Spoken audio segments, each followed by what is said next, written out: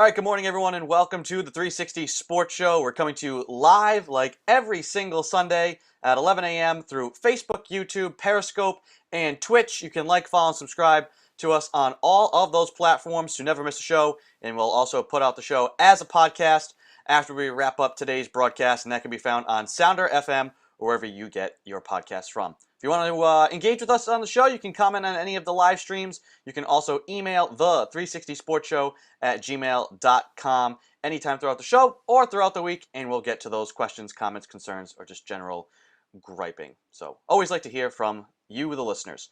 All right, we're going to get into it now. I'm Aid Pizzelli. He's Christian Lauber. And like always, Christian, let's start off with the first order of business. How many days left in 2020? Dreaded 2020. 18 days. That's it. We're down to the wire. We're you know how you have the little Christmas calendar when you were a kid? You peel back one and get a little chocolate. I feel like we should have set one up where for this year you peel back the little thing and there's just like a shot in there. Yeah, that's a nip, Merry Nipmas to get you through this last. Hey, we're halfway to single digits now. 18 days. Yeah, Christmas is 9 days to go, and we're getting there. We're getting there. Though I just hope nothing will magically be cured with it being 2021, but I just think, just kind of emotionally, we'll start to feel better. Though I'm sure you've seen, Christian, those memes where it's like the guy watching the clock and it's like, 11:59 p.m. and it turns to 11:60 p.m., 11:61, or it goes to like December 32nd. never a little too triggering. So anyway, good news. Moving forward. Time is moving forward. It's a great thing. We're going to start this week with our college focus, and we'll start with football. So each week, me and Christian will kind of pick out games that we focused on, because obviously there is 8 million college games on the basketball and football side to watch, and so with no kind of set criteria, we just kind of watch the games and pick the ones we want to talk about. So Christian, which games did you focus on and want to discuss to start this week? Let me see. For football side, the couple things that caught my eye anyway were Florida and LSU. Big time upset there. Florida kind of crapped themselves and somehow lost that game down in their own home territory. And the other was the storming of the fields by these two teams at the end of the game. What an absolute cluster F that was. Those two things were the main things for me, but I mean, just going back to Florida and LSU, I don't know how you're Florida. I don't know how you lose this game. And there's fans down there too and everything. So I don't know. It was kind of a weird night. It was foggy if you look at the stadium and everything, but losing 37-34, you're 8-2, and you lose to a 4-5 LSU without, any type of real forte this season. They're 4-5. I mean, they were 3-5. So that's a big loss for Florida. I don't know if you caught much of that. I caught a lot of that game, and I totally agree. Big blow for Florida. I mean, they had hopes, and we talked about it last week on the program, and even the weeks before. They were the team I said that maybe could make that jump up into the top 4, and maybe be the team that knocks out an Ohio State team, which is probably, it's going to have only played like 5 games, but still be ranked in the top 4. I kind of wanted to see them get booted out of there. Big blow for Florida State. It looked like they just didn't show up to begin with, and then it's like, then you get into the fight, and you're like, oh, these guys think they can win now. And it took a little too long for them for Florida to kind of like get serious about the game, it felt. And like you said, LSU, undermanned to begin with. Then they lose like all 3 of their corners in the game. So they're like throwing guys who are not game ready out there on the field.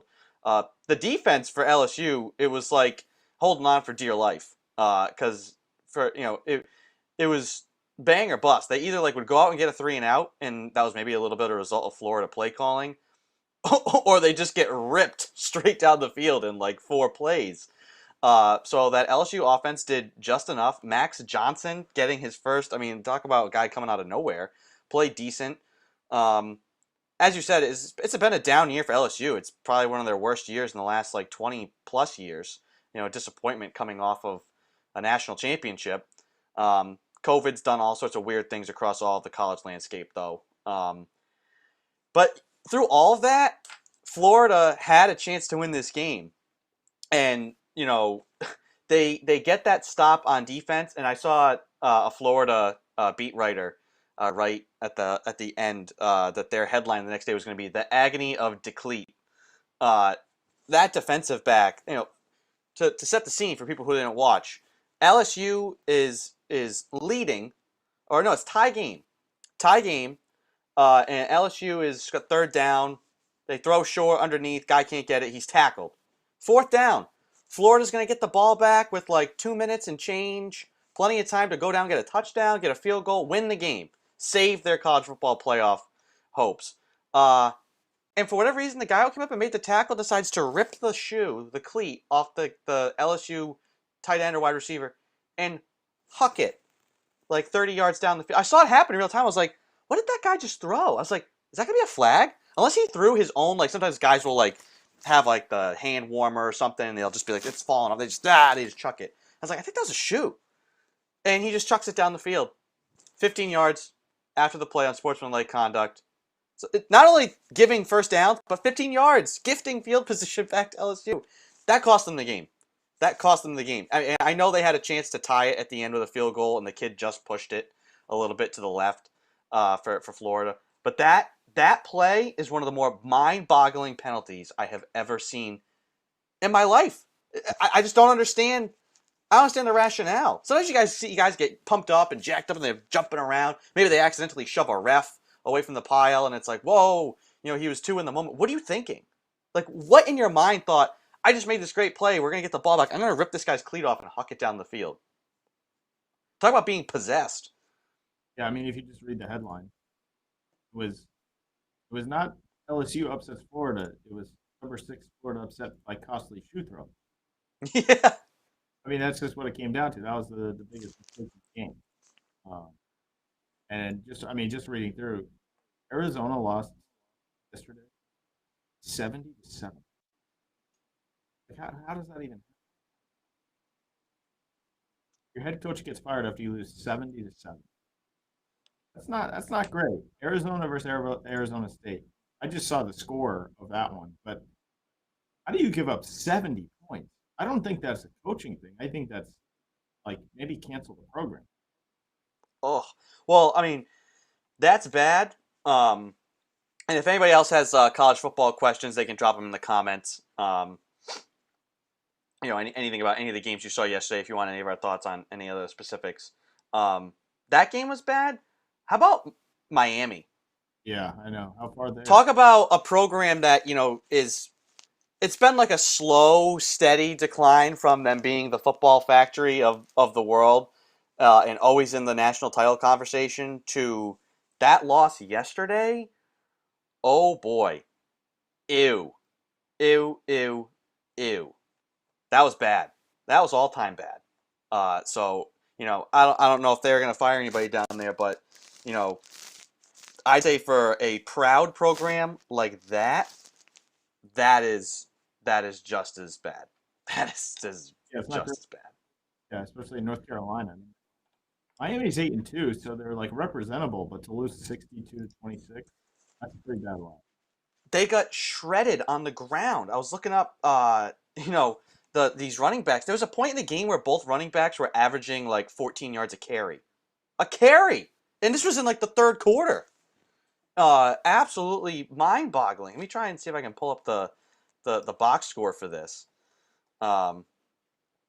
You go to Miami's website and they're just like, Canes fall to North Carolina on senior day. They did not fall. They got bludgeoned. Yeah. Let's see here. Box score. Individual. North Carolina rushing. Yeah. Javonte Williams. Wow. Michael Carter actually ended up out rushing him. Javonte Williams, who was a monster. I mean, there was runs in this game where Miami would come up to make a tackle and it was still going to be like an 8-9 yard gain. And the UNC running backs would spin, juke, shove multiple people off them. I mean, it was embarrassing.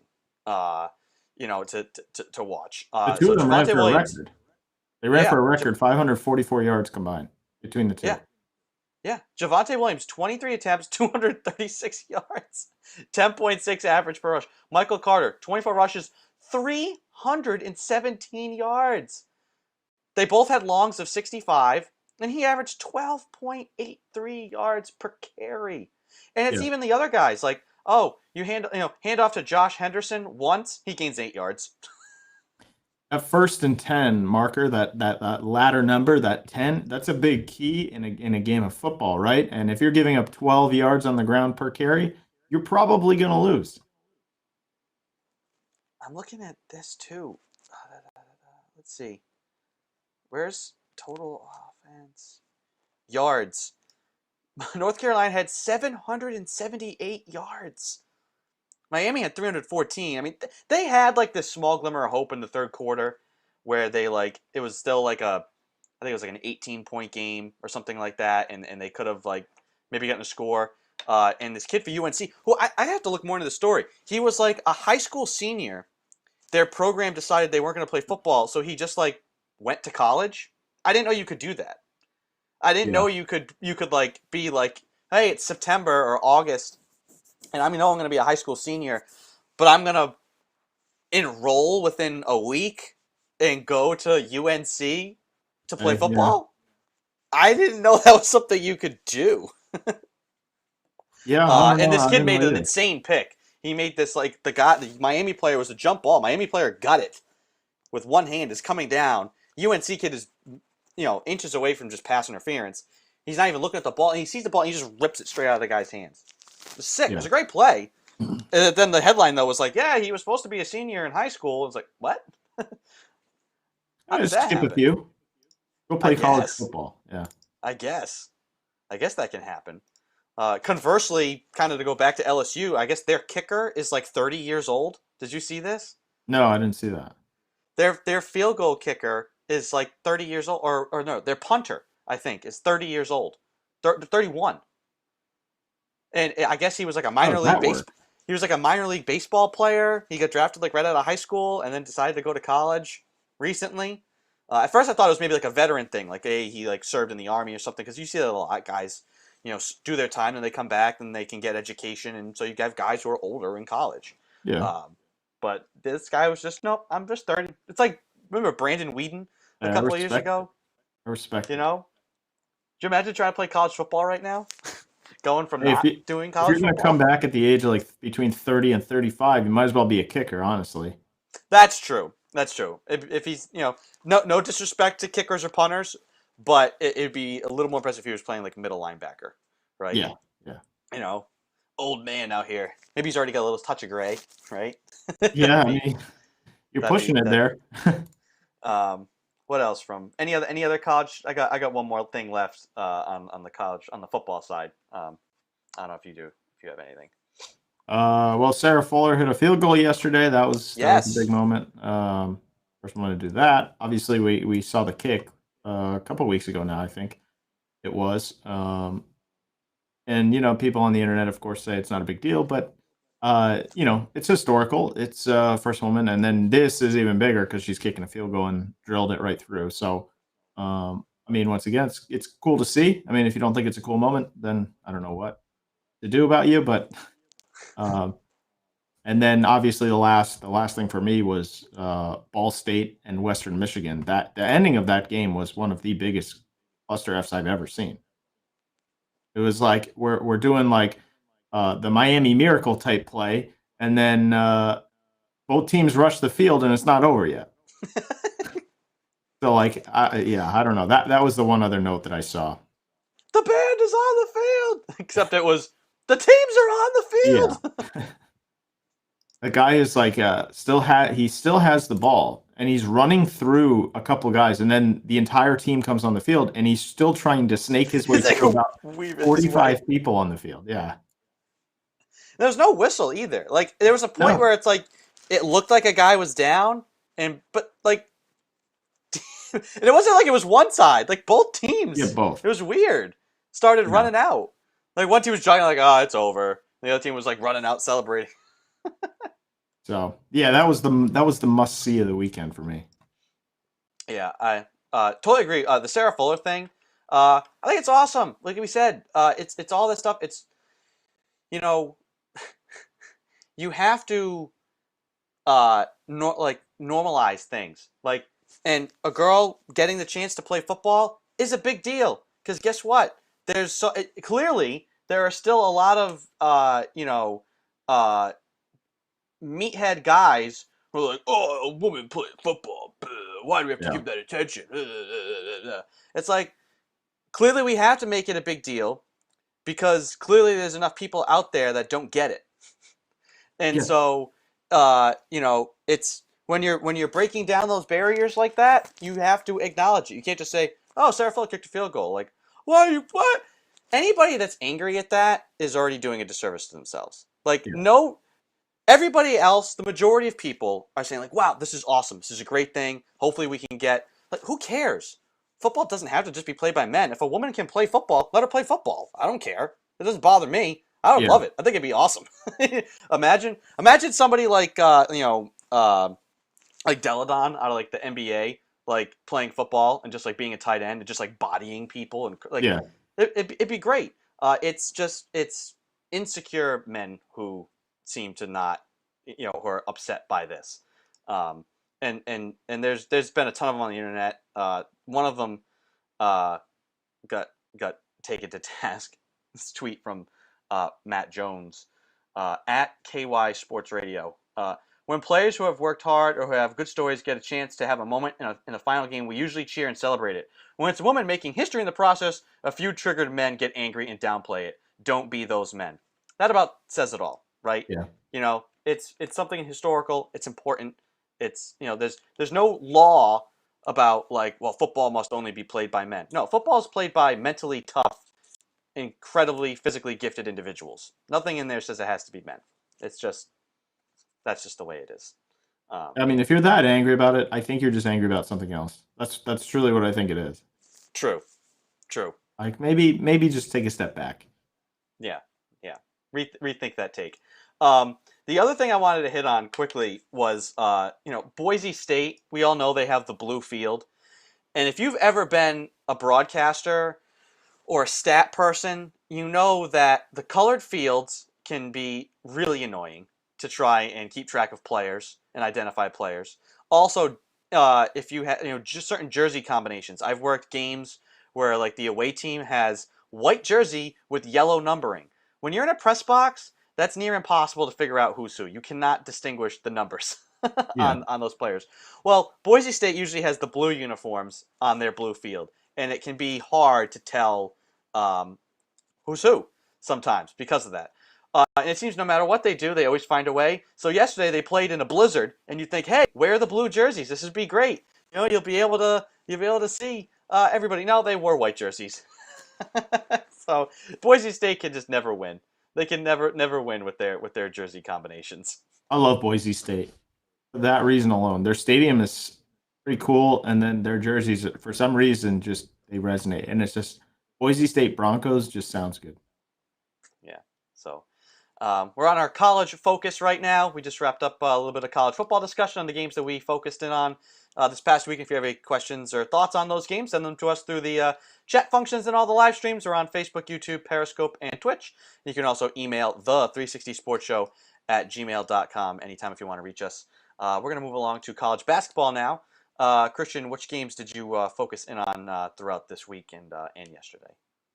Well, first thing was not a game really. I mean, well, it kind of was. It kind of ties into the game. So at Duke, head coach there, Mike Krzyzewski, was calling for some type of reassessment during the pandemic, and uh, well, Coach Oates from Alabama, Nate Oates, had an issue with that, and he went on. I think it was just his post game or pregame conference, and he was like, "I think that has more to do with the losses that Duke is facing, right? Instead of."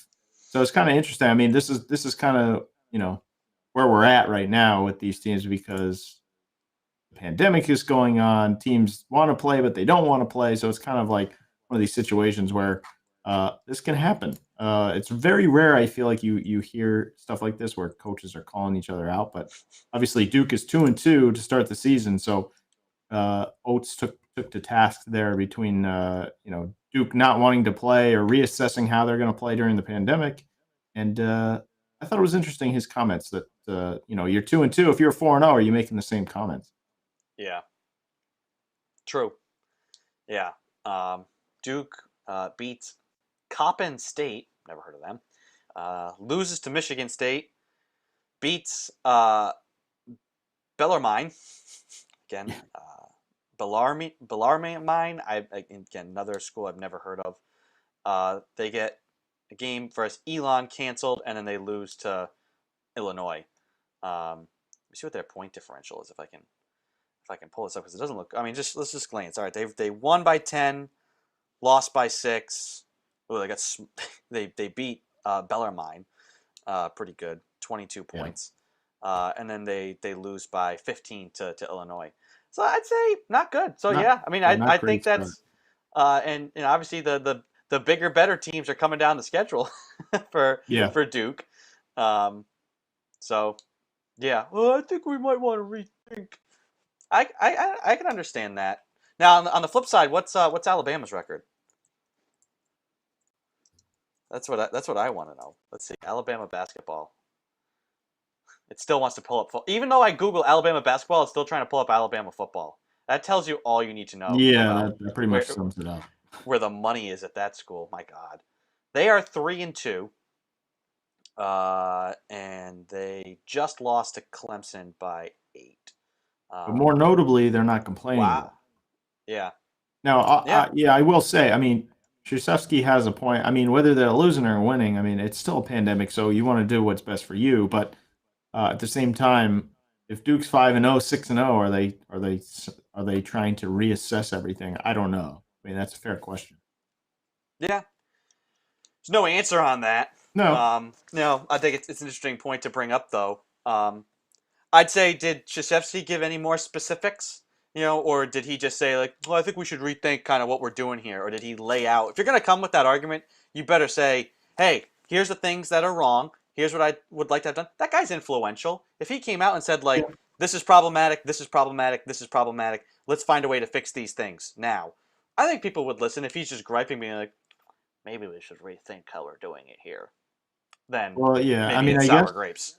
I guess the big thing was they were canceling the rest of the non-conference games out of an abundance of caution for the pandemic. So that was the main point anyway Krzyzewski made. I don't know how detrimental that is or not. I mean, it's a weird year, so at the same time, I just thought it was, this is the first time someone's really called someone else out during kind of this pandemic situation where everybody is on kind of like a similar playing field. It's a weird year once again. There's no fans. You're in weird places, not at your home stadium with all these other fans and influence. So those interesting comments from the Alabama head coach. Now, I don't necessarily disagree with Coach Krzyzewski, but at the same time, I think if you're able to play the games, they should be playing the games. Yeah. Kind of on the should they play, should they not play note. This was scary yesterday. If you didn't see, Keontae Johnson, Yeah, Florida Gators men's basketball player, um, collapsed on the court. Had to be rushed to the hospital. I have not watched the video because I don't need to see it. It's out there if you want to go yeah, watch it, but that stuff. That stuff. I almost swore because that's. I mean, that stuff's scary, right? Anytime you see something like that, it's scary. So yeah, there's no reason to go watch that happen. But if you want to, the video's out there. So he collapsed during the game, rushed to the hospital. This is the statement this morning from the men's basketball team. Keontae Johnson remains in critical but stable condition at Tallahassee Memorial. We appreciate all the medical personnel who have helped Keontae, Scott Strickland said. Keontae received terrific care on site by the FSU staff and at Tallahassee Memorial, which has worked in consultation with UF Health. We're glad his parents can be by his side, and they all feel the support of Gator Nation. Head coach Mike White and associate AD for sports health Dave Werner also remain in Tallahassee with Johnson. Um, so they haven't said. Obviously, this is a very serious medical situation. They're not going to tell you yet exactly what happened. I don't know if we'll know exactly what happened yeah, or why. Maybe if he feels the need to, I hope, pray that he makes it through this. It seems like he will. Um, if he's in still critical but at least stable condition, you hope. And maybe he'll want to talk about it someday. We do know this, though. He's one of the people who tested positive for that program. And I know a lot of these schools and programs and players, and you hear younger people talk about, oh, I'd rather just get it and then I don't have to worry about it. Yeah. Um, Not to go down the rabbit hole, but this is one of those examples of we still don't know enough about what happens to you when you get it. I don't know if he was actually sick. Was he asymptomatic when he got it? And and now this happens because they think this could be similar. Look what happened with Eduardo Rodriguez, right? Yeah. You get it, and then he's got heart issues.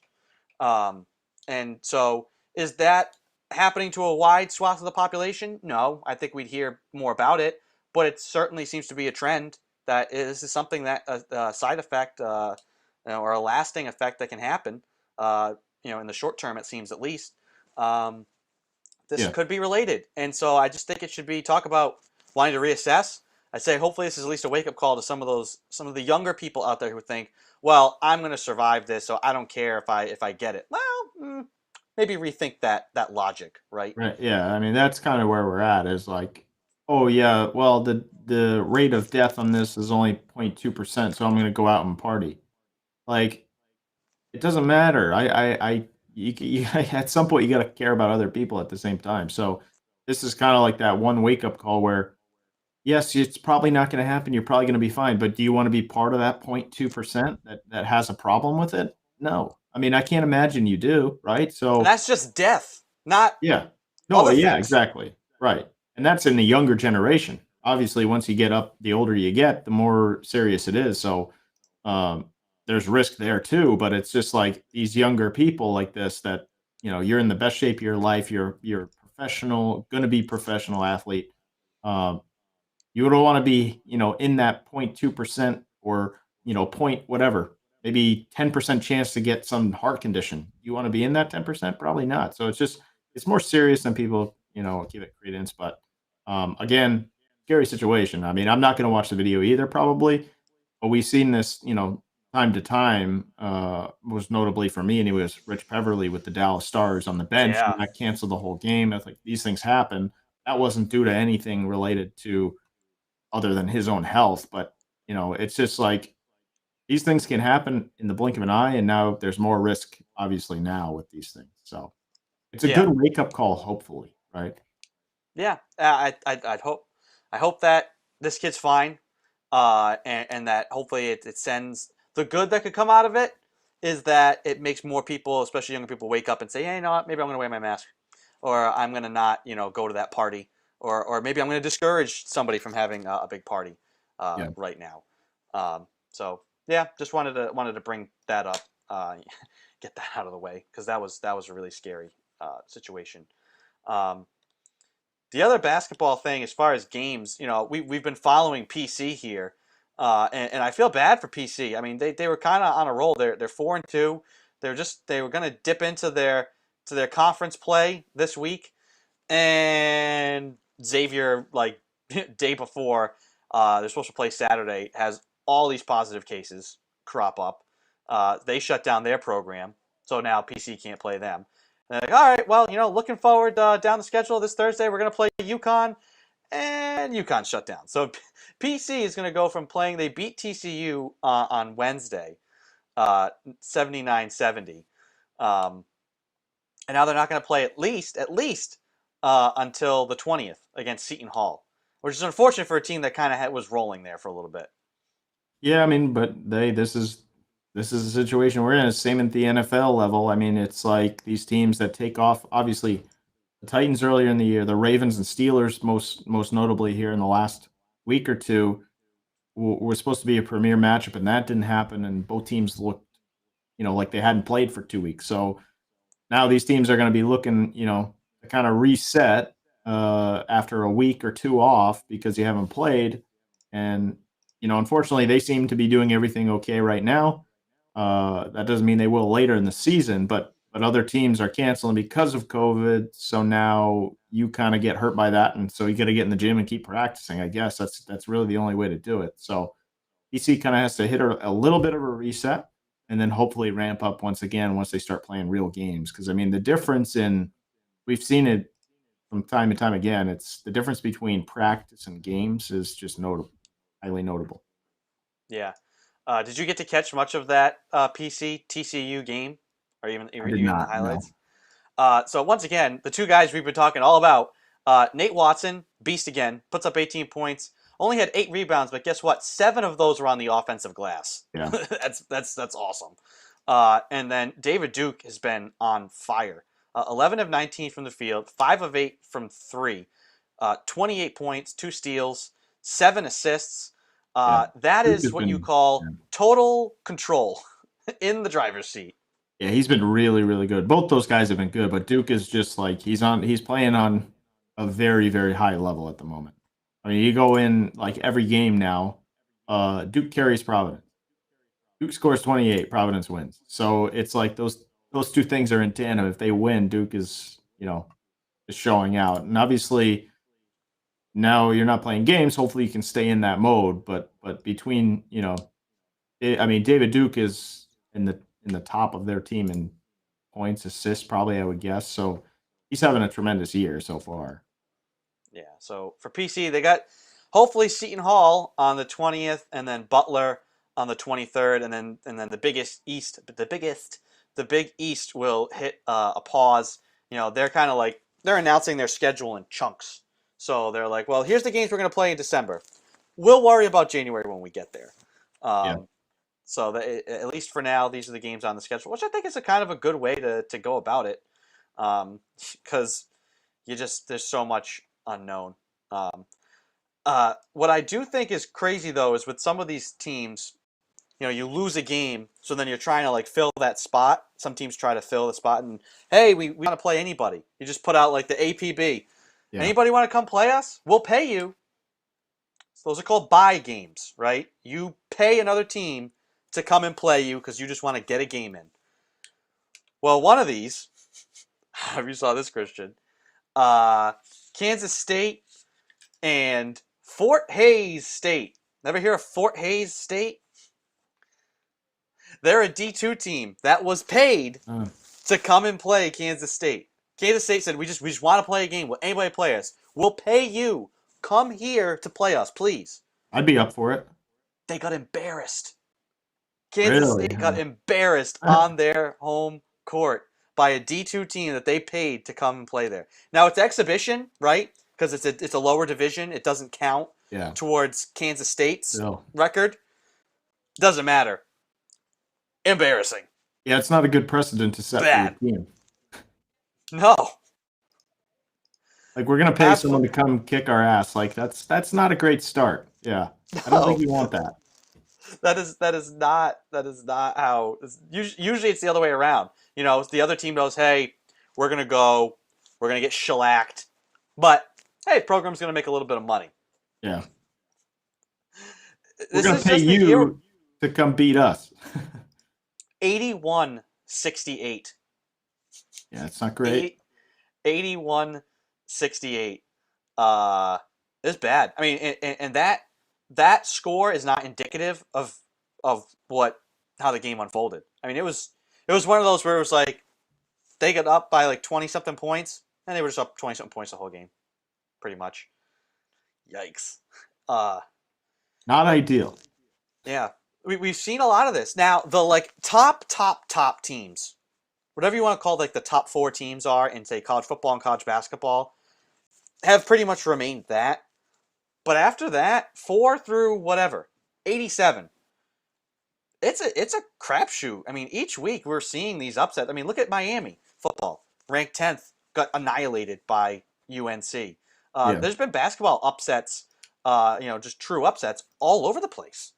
So it's just a weird year with guys who opt out, test negative, can't play, or test positive, can't play a game. Teams haven't practiced. This team's missing 3 guys on 1 day rest, or they haven't played in 20 days. It's a really, really, really weird year.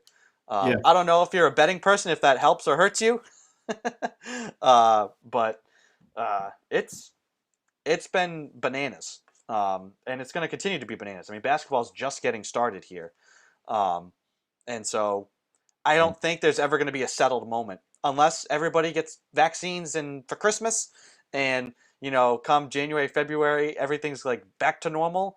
This entire college basketball year is going to be unsettled like this. So who knows if anybody really even hits a groove. Yeah, I mean, look, this is like when you have all these different factors, there's going to be upsets all over the place, especially no fans, right? If you're going into like a Duke or UNC or Rupp Arena for Kentucky or somewhere like that, that's a tough place to play with nobody there or neutral site. More of these things are going to happen. I mean, just look at Duke 2-2 already right out of the gate. I mean, it's just kind of this is what we're dealt with, right? So you kind of just have to work through it, honestly. I mean, if you're that good and you're a high level team, like we've heard from Providence players say, it doesn't matter. We're just going to play. It felt like there's fans in the arena, so you have to have that different mindset. Some Yeah, players can, some players can't. You know, you can't get up for these games if there's no fans and there's nothing going on. yeah. For me, my last college basketball note, we'll check in with the other Rhode Island team, URI. Their one game this week was against Wisconsin. This is a game that they didn't necessarily, I don't think they bought it, but they had a game, they lost a game, Wisconsin lost a game, and they're like, hey, let's make it work. A chance for URI to play a top team and see what they had. And they just started too slow. I mean, they got down 33-16 at the half. Um, Outscored Wisconsin in the second half. Had a great second half, to kind of make this respectable 73-62. But just too little, too late. Fats Russell had a bad game. It wasn't a great game really for anybody. Um, for Rhode Island. Credit them fighting back. Brad Davidson had the big game for Wisconsin.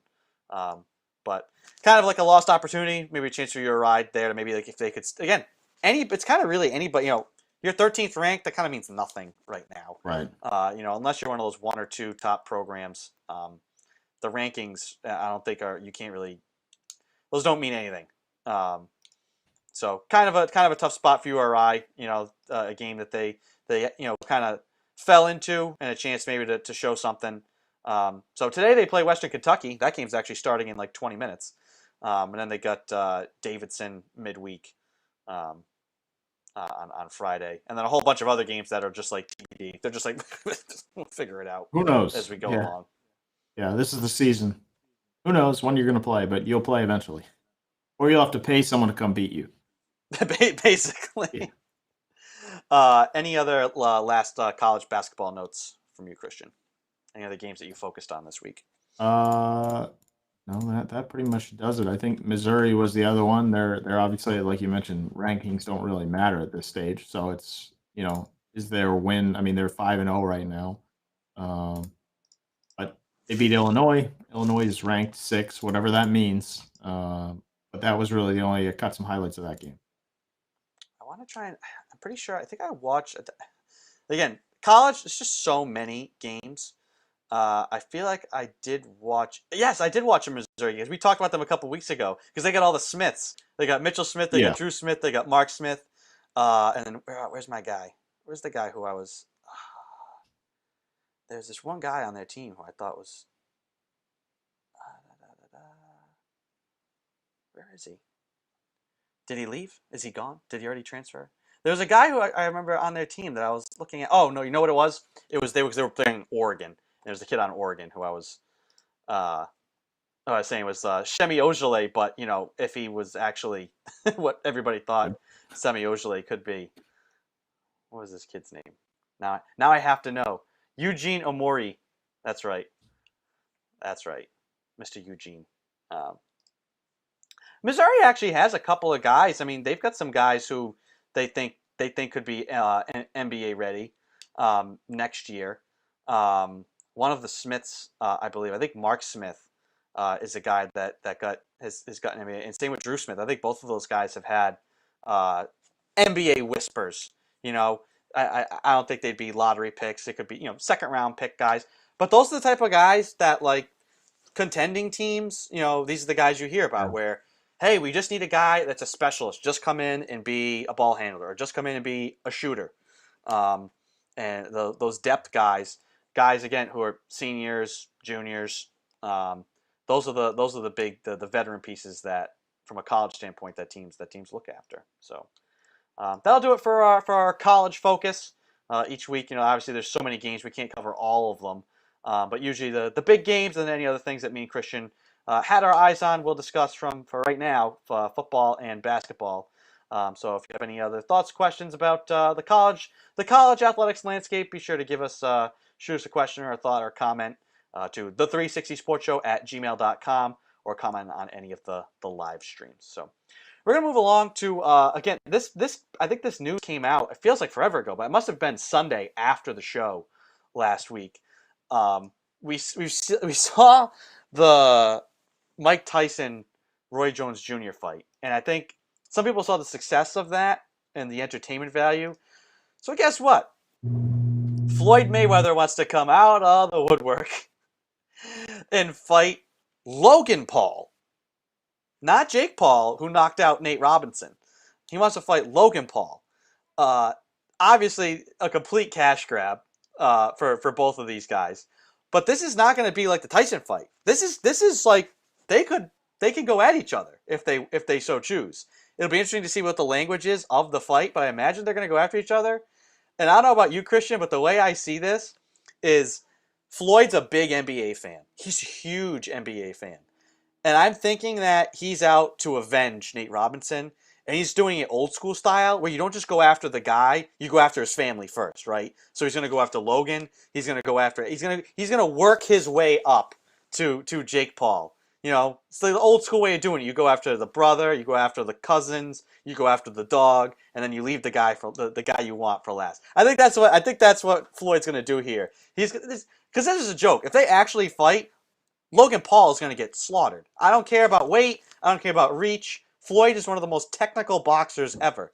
It's maddening to watch, but the dude Yeah. can't get touched. There's no way. There's no way Conor McGregor, training for a year, gets swamped by Floyd, and Logan Paul is going to come in and knock Floyd out. I don't care. It's not happening.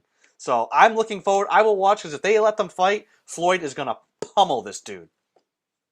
Yeah, well, I mean, if you read the preview comments and the Twitter sphere, Logan Paul is going to knock out Floyd Mayweather. That's just yeah. The first I don't know, when this broke, the first 50 or so comments was, I like Floyd, but he's going to get knocked out. And I don't know, obviously boxing is not what it was, right? Not many people watch boxing anymore, unfortunately. It's gotten a little bit better with the heavyweight bouts that have recently come up, but yeah, Floyd is not going to lose to a YouTube star, podcast star, whatever you want to call Logan Paul. There's absolutely no way. Obviously, he's a big guy. He's definitely got size on Mayweather, but Mayweather is the defensive, technical, very he just picks a spot. It's the same way McGregor. Everybody said, well, McGregor's got reach, he's got power. Once you put those gloves on, the power goes a little bit away, especially when you're fighting Mayweather, who literally doesn't let you hit him. Yeah, yeah, and normally I get angry at that. I'd say and trust me, Floyd Mayweather is also a POS. So I would if he gets his teeth bent in, trust me, I won't be crying. So I think this is a win-win. I think we're going to see one of these guys who are both, Logan Paul is a complete a-hole. So if he gets his teeth bashed in, everybody wins. If they actually fight. If they actually fight. The most maddening thing would be if both of these guys just dance around for a whole fight. Because guess what? This is not a legitimate fight. This is exhibition. We want to see you guys box each other. There's no reason to dance around. Right. So, Floyd's 5'8". Logan Paul, let's see. He's 6'2", so he's got the 6'2". height. Logan Paul, at least on this site, doesn't list a reach. Lists him as 200 pounds. I don't know where Floyd's at now. I don't think he has an official weight. There's no question that currently. Logan Paul has him on weight, height, and reach. There's just no question. But at the same time, one is one of the greatest boxers of all time. The other has boxed one time and lost. So I don't know how you weigh those things. Again, it's a win-win. It will be a win-win for Yeah. the viewers if they actually fight.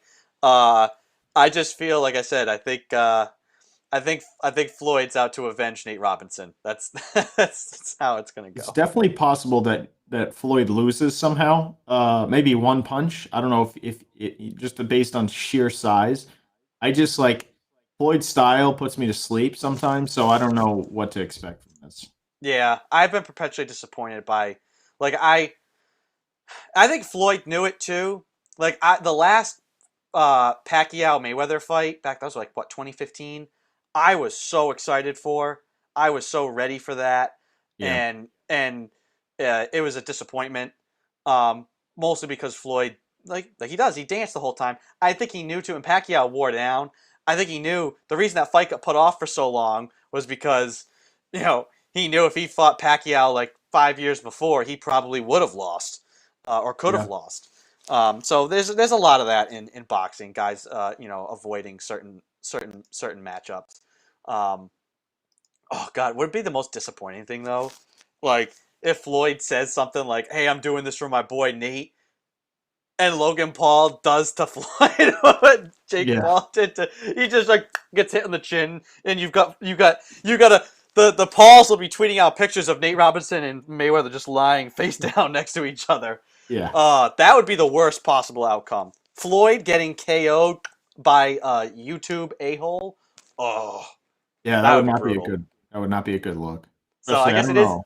it isn't a win-win. It's 90% chance of win-win opportunity for viewers here, but there's that 10% chance. I'll give it 10 just because of the height and reach and weight thing.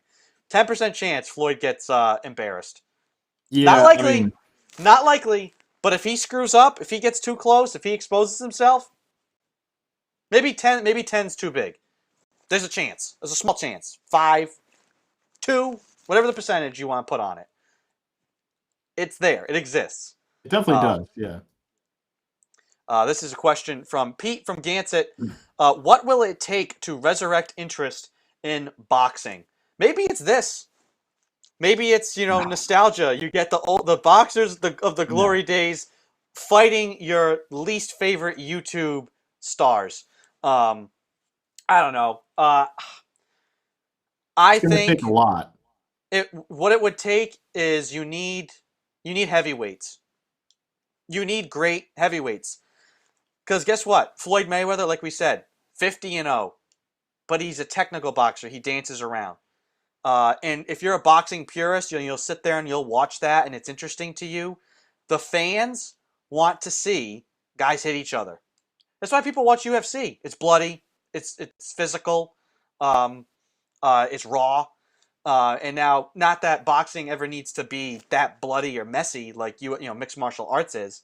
But boxing doesn't have a great heavyweight right now. At least nobody that's consistent. That Yeah. you don't get these matchups like you did in the past, where it's like a guy, guys fight each other 2, 3, 4 times, and it goes back Well, and forth. I don't know. I Um, think, why when you look at the top, it's Fury, Wilder, and Anthony Joshua. Those three, those are when you're talking about boxing, those three are really the names that you kind of resonate with now, where you might watch a fight. Those are the only three though. So you need more compelling fighters. And if you're telling me you're going to watch some, lightweight bout instead of going over to UFC and watching, you name it, like you're just not going to pick boxing over UFC, especially if well, you're yeah. already. Well, because the lowest card UFC fight is going to be a fight no matter what. You're gonna, and that's the other thing too. Attention spans. Who today the generation is every generation is getting younger and less interested. So it's kind of like baseball, right? Baseball and boxing kind of have the same problem. Who's gonna watch? Who wants to watch? And how can you watch? How is anybody getting interested in boxing when one, you got to pay through the nose to see it, and two, you got to wait till like midnight before the title fight even starts. And then Yeah. what? That title fight is, like we said, it's Mayweather dancing around a ring for 15 minutes. I just paid what, $50 to not even watch the guys fight. Yeah. So I think it needs to boxing needs to take a step back. They'll still make it's like you'll still make the money if you make it more affordable and more available. You'll still make the money because guess what? Now more people will pay to watch. It's just Yeah. that's economics. I mean, really, the So only time the only time people have watched boxing lately, anyway, are either these YouTube stars, the Tyson bout, or between the top three heavyweights. That's about it. Uh, Unless you're talking about Joshua, Wilder, or Fury, I really don't have any much interest. I mean, I'll be honest. Like if I'm gonna watch that, I'd rather watch an undercard of a UFC pay-per-view where a guy is getting, roundhouse kicked in the face, right? I mean, that's just like the entertainment value. I mean, it's just Yeah. they're two different, very different things. Uh, but in terms of attention span, do you want to see this guy's hands up the entire time dancing around, or are you in the mode to see maybe a submission, a Superman punch, a head kick, something like that? I mean, it's just they're two very different sports, and What do you UFC think? has taken over. What do you think too, Christian, about maybe condensing the weight classes? I feel like there's 87 undisputed world champions right now, and it's like maybe you should have fewer weight classes. That way, you have kind of more guys bracketed to fight each other, right? Yeah, Instead of having light, middle lightweight, featherweight, flyweight, blah, blah, blah. I feel like there's just way too many weight classes to keep track, and there's not enough of these big name guys, so it's hard to kind of keep track too. It's kind of hard to know who's who and to follow and get interested when you have like I mean, there's probably what 12 weight classes you could fight yeah, in. yeah, Maybe bump that down to start at 8, right? And at least maybe you get guys in a lightweight, a middleweight, a heavyweight, super heavyweight, and you kind of make that pool better. So maybe that means that more guys fall to the bottom. That means, but maybe there's more guys that rise to the top instead of kind of having this like vanilla 20 weight class type of thing going on. I don't know. What do you yeah. what do you think about condensing some of the weight classes? I mean, you could do that. I mean, I'd be interested in it. I mean, look, it's really for me boxing. If I'm gonna watch boxing, it's in the names. So like between like I keep going back to about Wilder and Fury, those two that all I am interested in because the two go back and forth. They've had a couple bouts now, and they've both been pretty compelling. And also they trash talk, which is nice. So you could do something like that where you condense the weight classes. I just don't know because it's really for me, it's all in the name. So unless you have these big name guys, I don't know how many people are going to resonate and kind of go toward boxing again as opposed to, I mean, they're direct competitor to UFC. Yeah. Do you think boxing has reached its like floor? Like it won't fall further than it has. It could only potentially get back to where it was or grow, or do you think boxing could fall any further in interest and No, decline? I think they're right, and like they're right at the floor pretty much. I mean, I think there's hype around certain fights. It's just not the sport as a whole is not going to come back up to a level of the UFC or one of these pro sports because again, it's just not like when you think about I'm going to watch Habib McGregor or I'm going to watch a couple boxers that I have no idea who they are. So Yeah. it's just all in the name. So maybe you condense the weight classes and get more names. You have to get guys that are compelling. Like the reason McGregor, because half the people hate him, half the people love him because he talks trash, he backs it up, and he can fight. Like that's Did you need those type of people. I can't remember. Maybe it was about Mickey Mantle. I'm not sure. I think Pete from Narragansett knows this exact quote. But somebody, the Yankees asking about people coming to the games and people somebody booing one of their players, and they said, "Listen, 20,000 come to cheer him, 20,000 come to boom. They all pay, right?" Yeah, So that's the thing. Hey, maybe boxing needs to hire Dana White. That's the other thing too. I mean, possible. Yeah, boxing doesn't do enough to promote. Maybe it doesn't do enough to promote its personalities, and its social media thing. Carl Yastrzemski, um, was who I think that they were talking about. yeah.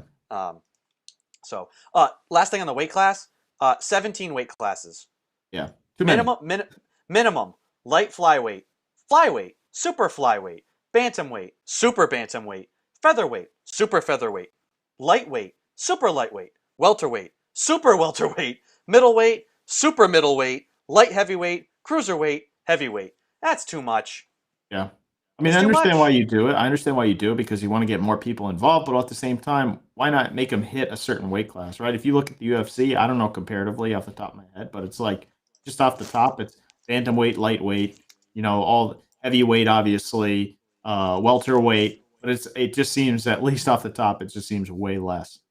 There's no supers and there's no megas and there's no, all these different aspects of one weight class. I'm trying to look up this exact quote. I guess it was Tom Yawkey. So I guess it was. Da, da, da, da, da. We'll find it. We'll tease that. Maybe we'll find the exact quote later on the Yaz thing. Um, yeah, I think that's a possibility. Condense the weights, because this way you get more of these guys fighting each other. Like who's the top? And I don't even know. How do you know who's the top super flyweight right now? No Who's the idea. top? Who's the top bantamweight? I don't know. But maybe I'd like to see those guys fight each other. I don't know. Put them in the same weight class. Just combine that weight class. Eh. So, anyways, yeah, boxing could come back, but I think right now it's kind of stuck where it is. And right now, after the success of that Mayweather Tyson Jones Jr. thing, we're probably gonna see more of this type of stuff, which it's boxing approaching WWE, where it's just more Yeah. about entertainment and less about actual the records of guys fighting each other. Um, that gets us into some NBA stuff. Preseason, believe it or not, started yesterday, or even no, 2 nights ago. It started Friday. Yeah. Friday. I'm not sure if you caught much of the preseason action. I've watched 2 games so far. I watched the Pistons Knicks because I wanted to see my boy Obi Toppin play. He looked good. He threw down some vicious dunks. And I watched the Hornets Tampa Bay Raptors last night um, to see how Gordon Hayward looked. So I'm not sure if you saw any games, Christian. I'll let you talk about Gordon Hayward because I'm sure you have some thoughts on how that game played out. My only thought from the Pistons game is yuck. The Pistons are a disgusting team. They have they're a team without a plan. They just have a whole bunch of guys out there. And Mason Plumlee, I watched him try and go isolation and take a guy off the dribble, and it did not work. It did not end well. And then I also watched Blake Griffin try and go ISO and take a guy off the dribble and then step back for three like he's Blake Griffin or like he's James Harden. Yeah. So the Pistons are just a complete mismatch of garbage. So they're going to be a dumpster fire worth watching. Um, I don't know. What are your thoughts on the Charlotte Hornets last night? Looked like they thought they were in Game 7 of the NBA Finals for the first quarter. I think A lot they're of energy. exciting. They're excited, but we'll see. We'll see how it actually plays out in the regular season for them. But for a quarter, you saw maybe what they could be. Yeah, I mean, I could definitely be wrong on this, but I think they suck. I'll be honest. I don't know. I like even Hayward coming over, like, and the hype on Ball, like, who was not good yesterday. Well, he was all right. I won't say he's not great, but um, I don't know. He's 0 for 5. Like, can he shoot? That's the biggest thing. He had 10 assists. I mean, he's a great passer, right? But can he shoot? I don't. I That remains to be seen. So I don't know if he's going to be like this big spark that everyone thinks, but just looking at their rosters, they have some good young guys. I can't believe Hayward went to that team. If I was him, I would have much rather taken less money and gone elsewhere. I don't know. I think at the end of the day, if they wanted to get a deal done with the Pacers, they probably could have at some point. It was just going to be a matter of what pieces go where. And obviously, I mean, Ainge has since said that he wanted Hayward back. I don't think Hayward was coming back no matter what. Uh, but Hayward looked fine. I mean, he looked like himself. I will say he was -3, but he had 11 points, and he's got a good game. I mean, I like watching him play when he's on the floor. And also he seems like he's a good guy. But I can't believe he went to that team. I don't know. He's going to be bottom of the East, making 120 million. Sure, maybe they sneak in somehow. I just don't see it in the East right now. I don't see how that team goes anywhere. Um, I just wanted to check in. I feel like this is going to be a recurring thing this year. So Miles Turner yesterday for the Pacers, 4 of 7 for the field, 2 of 4 from three, 4 of 7 at the free throw line, 6 rebounds, 1 assist, 3 blocks, 14 points. So I feel like we're going to be comparing Hayward and Turner stats at least for a while at the beginning of the season. I think I kind of Hayward didn't lie to us. He wanted a bigger role. Clearly, he cared more about that than winning. apparently, and the money, and I understood. Listen, I get it from what he's gone through. We've said this for quite a bit now. Given what the guy's gone through, I understand taking the money. Um, you still were going to get good money though to go to Indiana or stay in Boston, and I Exactly. think clearly the guy lusted after the bigger role. I think being the guy that was, hey, you're third on the pecking order here, and do all the right things. I mean, you saw him yesterday. If he's on the Celtics, and I think we saw flashes of it last year, but it was more like when he would stay in and the bench would come on the floor, and because the bench had no options, it was, hey, Hayward, now you have free reign to bring the ball up the floor, go attack the rim. Not, hey, get it up, get it to Jason. Hey, Or yeah, get it I up, get mean, it to look, Kemba, run the offense. You saw more yesterday of him getting the ball, and running up the court, dishing it off, getting it back, attacking the rim. He's going to be more of a focal point for them. I just think yeah, you're going to be out of the playoffs, and yeah, you're going to have a bigger role. they I don't they, know. they could sneaky be an 8 seed. Are they upsetting anybody? Hell no. They could be better than I think people think they will be. If they all stay healthy, fingers crossed. If you're the Hornets, you get a hope for that. Let Hayward, let him prove it if he can stay healthy. Um, Also, it's weird. You watch the dynamic between like him and Rozier.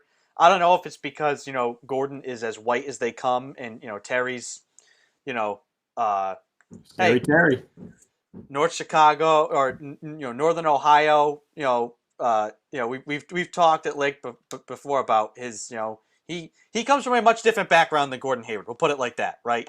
The two of those guys don't seem to have the same background or personality type, and I guess there was some beef with them when he was leaving. I don't know if it's because Gordon basically stole his minutes in that last year in Boston, and he had beef with him for that. Evidently, I guess there's a rumor out there that like some of Terry's boys like stole a PlayStation or something from Gordon. Like I don't know, there's some weird beef with them because you see like everybody else is hyped up, and those two guys are just kind of like giving like kind of casual low fives to each other. Matt Murphy, friend of the program, our NBA draft analyst and salary cap guru, pointed it out to me yesterday. He's like, it's really weird that like those two kind of seem to have like a weird vibe in their last year on the Celtics, and a lot of beef when he left, and now they're together again and like having to make it work. It's really odd. Um, I think this team at best is like a 7 seed and getting swept in the first round. Yeah, They could do that. They could have a yeah. good year. Who are It's they in not winning a front of champion. though? You have Toronto, Boston, Indiana, Milwaukee, Toronto. Did I say Toronto? I don't Tampa. know. You mean Tampa? I think the Raptors are going to come back to earth because you know what?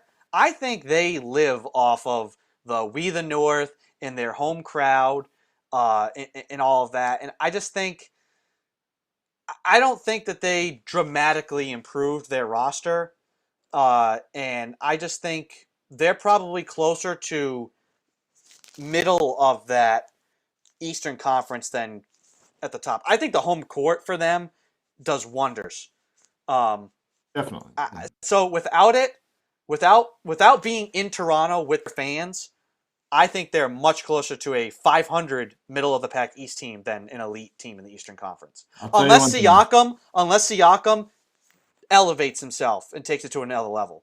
Because without that, if Siakam's just kind of what he was in the bubble last year, they're not any better. They're not. Yeah, but they're not as bad as the Charlotte Hornets. So, like I coming think back they're to earth might all right. be, All the right. Are sixth are the seed. Raptors closer to the Charlotte Hornets or getting to Game 7 of the second round? Game 7 of the second round. I think I don't think so. We disagree. I don't think that. Let's look. Let me see. In the East here. Let's sort it out. Let's rank them. Who's your number one team? Milwaukee. Okay, I agree. Who's your number two team? On paper, probably Brooklyn. I agree there as well. Who's your number three team? Probably looking at I had to say right now, I would probably say Philly. Ugh. Okay, disagree. I go Miami there. Um, I put Miami 3. Who's your number 4? Probably Miami. Okay, see, I put Boston number 4. Uh, who do you put number 5? Probably Boston. Okay, so we kind of we're different there to 3 through 5. I put Philly 5. Uh, And and then then Toronto 6. I put Toronto 6. I I don't think uh I don't think they're going to be. I mean, last year they were 53 and 19. Let's see. Away they were 27 and 9 on the road, which is really good. Um, I just think being in Tampa, I don't know. I don't think that team didn't. I don't think Aaron Baines is going to be the piece that makes them better than they were. Are they better than they were last year? I say no. I say they're the Probably same. about the same. I mean, yeah, they didn't make any real moves. I mean, they lost to Baca. They got Baines. Baca's good. He doesn't put them over the top or anything. So Yeah. no, I mean they're not any worse, but I don't think they're any better necessarily. So to finish out to finish out this Eastern Conference here, we've got the Raptors at 6. Who's 7 and 8? Probably Indiana, and then uh, I would say some combination of Atlanta, Orlando, and maybe Charlotte. Yeah, I agree. Also, Maybe who the Wizards. knows? Who knows? I was gonna say maybe the Wizards with Westbrook now, um, but that's gonna be a mess in there. I mean, at that point, you're splitting hairs between Orlando, Charlotte, and uh, the Wizards and uh, Atlanta. Atlanta could be one of those sneaky teams, right? Um, what if the Sixers are terrible? It could happen. I feel like the Sixers are the biggest swing They this have too year. much talent, though. They're not But gonna we be said as that bad we as said that. that last year though. Yeah, but what Now, were they? granted, The Doc fifth Rivers team in the better than Brett East? Brown, but Yeah, it's totally different. I mean, what seed were they? They were sixth. sixth, yeah, I don't know. Like they're probably in the 4 to 6 slot anyway. And I think with Doc, they get better. Simmons is going to be back. Uh, Embiid is what he is, and who knows? Maybe they get Harden at some point. I don't know. But I think just you look at coaching alone. I think Doc Rivers makes that team at least a few wins, if not more, better. yeah. 'Cause Brett So, Brown was absolutely terrible. um, it'll be interesting. It'll be interesting to see how it plays out. You mentioned Harden there. He finally reported to Rockets camp this week, which we know the guy wants to go to Brooklyn or 7 other Eastern Conference contenders. Um, and he finally showed up because guess what? The Rockets fined him for not being there. Good. You have a contract, dude. Sorry. You have a 3 years left on a contract. I would want the Rockets if he doesn't show up and doesn't want to play. Fine the dude every single day Yeah, because I know the players run that league, but at some point a team has to say 3 years left on a deal is far too much for a guy to start demanding some to be traded somewhere else. right. You have to start. These teams have to hold players accountable to contracts. Because what's to say a guy said, "Hey, we got a guy in free agency. Great, come in, sign a 5-year deal." And like a year into it, he's just like, "Nah, never mind. I kind of want to go somewhere else. So trade me." Yeah. No, you have to hold these guys accountable to the contract. Um, so I'm glad at least that he showed up. Uh, I think wherever the guy goes, I don't see that team better on paper, maybe better in a regular season. I don't think wherever he goes is winning a championship. I think wherever he goes, it's going to be a soap opera. I don't know about you. Yeah, I mean, he'll make a team better. I mean, I think he would make Philly better just on talent. Like, don't forget, the NBA is literally all talent. So, you have two guys on your roster that are superstars. You're going to win games no matter what, just based on that. So he would make Philly better. I don't know, like he always bows out in the playoffs anyway. So I'd say he'd be perfect in Philly, win a lot yeah, of games, be great at home, and then yeah. I mean, I would I think take he's a loser as a winner.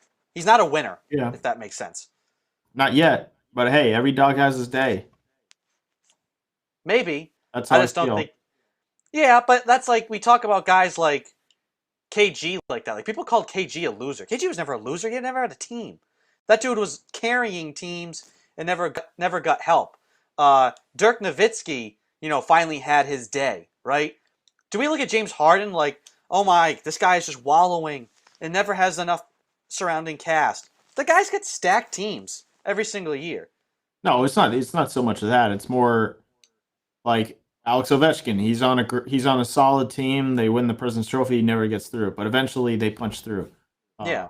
And so I don't know. I feel like he's But did you ever look at Ovechkin like a guy who kind of was like I feel like Harden, great offensive player.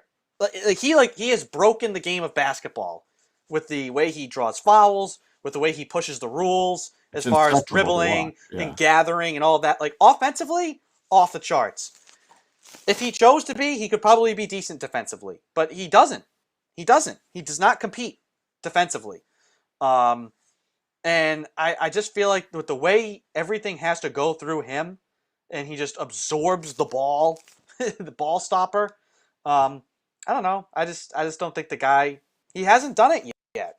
He has not done it yet, and I think it's been on him. It's not for lack of having guys around him or not being on good teams. It's kind of been on him.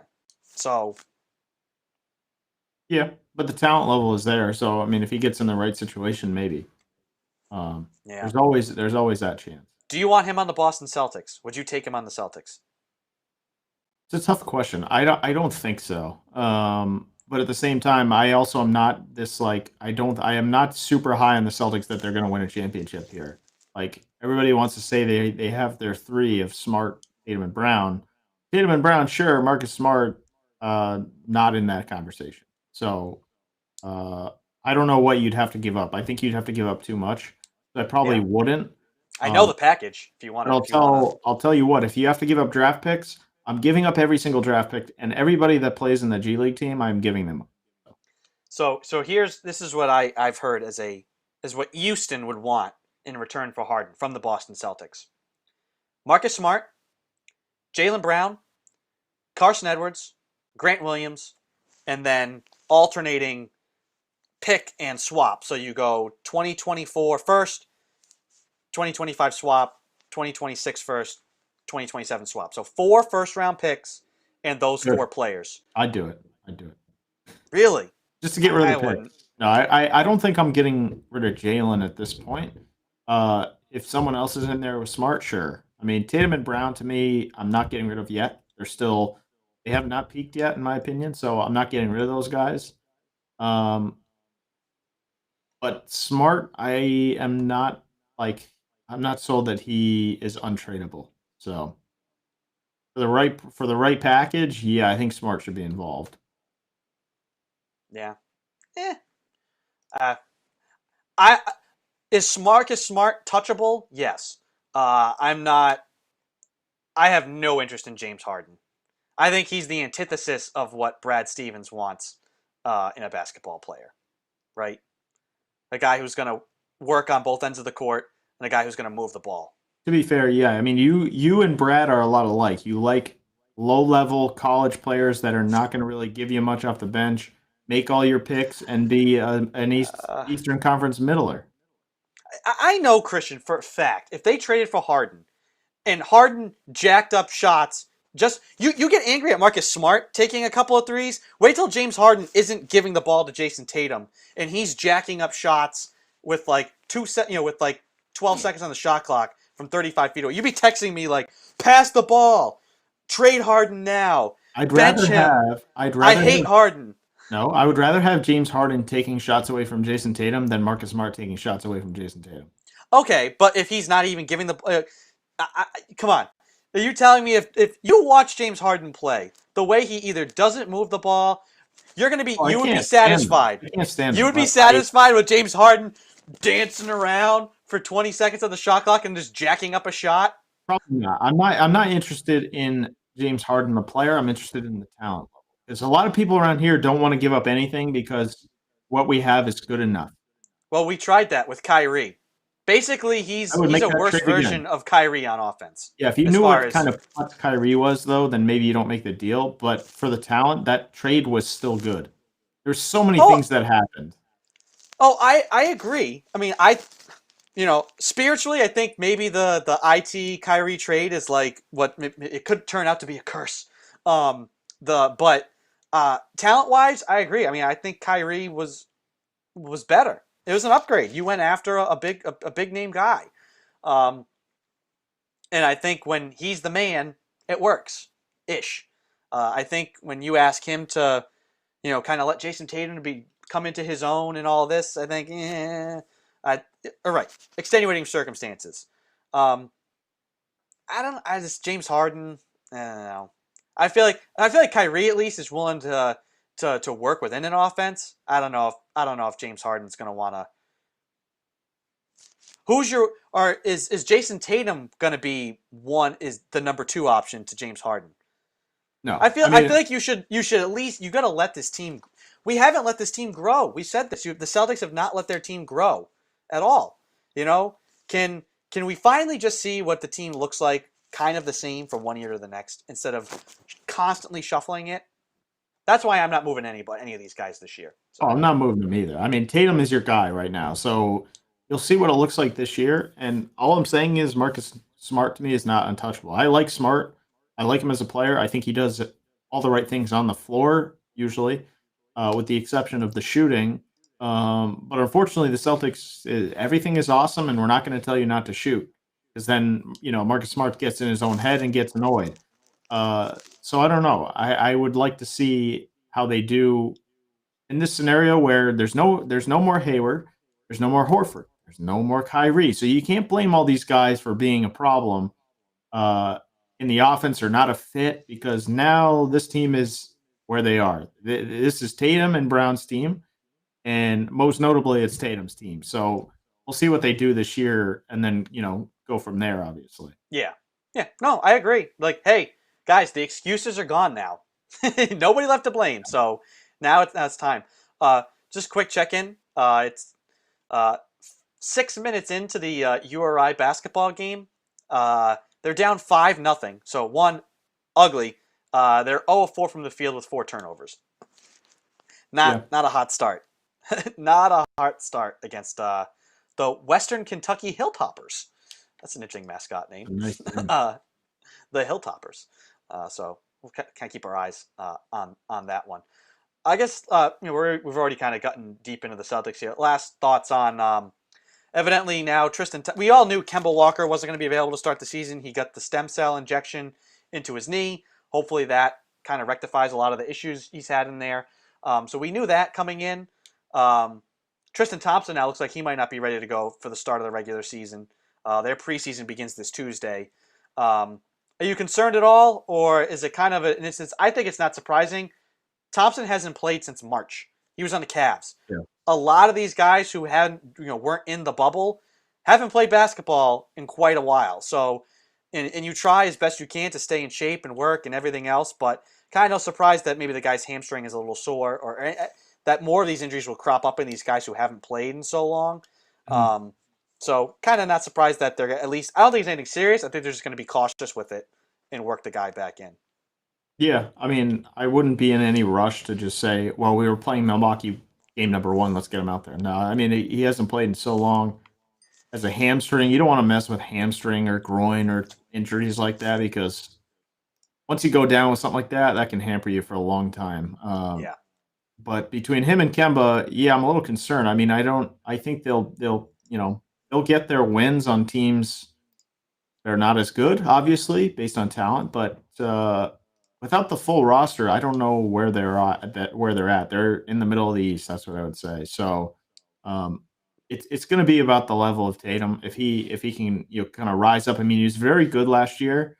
In the bubble, he was okay. I would say everybody was kind of okay in the bubble. It was not other than the Phoenix Suns, but I would like to see what it looks like this year because nobody's taking minutes away from him this year. Nobody's coming in right behind him. So he's kind of the guy, and he's got to be that guy that's scoring 26 a night.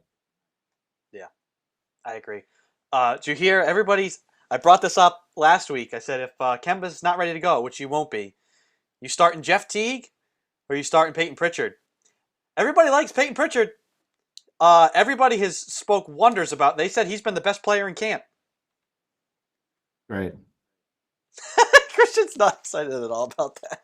I Let's see what it looks like in a game. Like he's on a court 1-on-1. That's We're gonna see Tuesday. fantastic. I would. Would you be stunned? I mean, it's only preseason. Will you be stunned if they're starting Pritchard on Tuesday? No, I wouldn't be surprised if Brad says all the starters are coming off the bench this year and he's starting all 5 G League players. Because Brad coaches like it's college anyway, so he might as well just throw all those guys in there. Yeah, I think the Thompson injury for now isn't a big deal as long as it's not something that recurs throughout the year. Rest the guy, make sure he's ready to go for when the games are really going to be important. I think it's another opportunity because I think he's your starting center, right? Yes. Um, I I hope don't so. think I don't think you play like Thompson at like power forward with another big. No, no. I don't see Brad wanting to do that.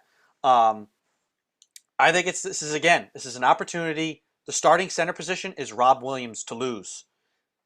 Thompson isn't going to be out here to start the season. So, Time Lord, time for you to time jump into the player you should be. Big I'm not time holding my opportunity breath for on him. that one.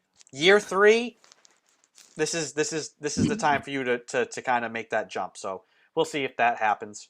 If you have any other NBA thoughts or comments, you can drop them in the comment section, or you can email the 360sportshow at gmail.com. If you can't catch us live, we're live every Sunday at 11 a.m.